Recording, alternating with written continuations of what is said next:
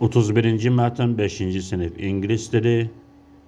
Read the passage and perform task 110. Mətni oxuyun və 1-dən 10-a qədər çalışmaları yerinə yetirin.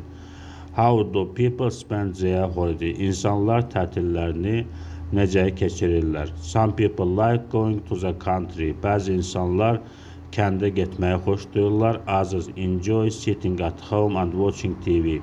Başqaları evdə qalmağı və televiziya izləməkdən zövq alırlar. But almost all people are fond of traveling.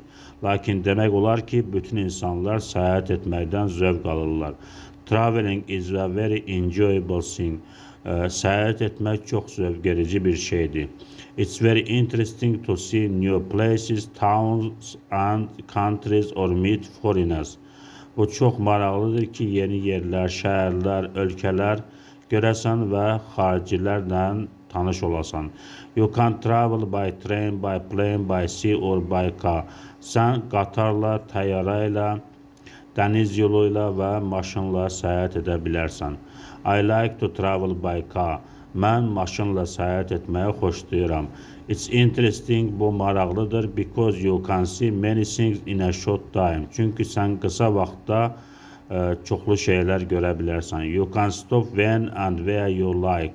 Sən harada istəsən və haçan istəsən dayana bilərsən. You don't buy tickets or carry your things.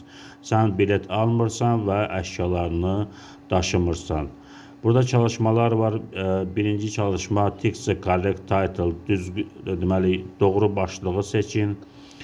İkinci çalışma tick the opposite of the word long. Long sözünün antonimini seçin. 1 ilə 2 çalışmaların cavablarını şərh bölməsində yaza bilərsiniz.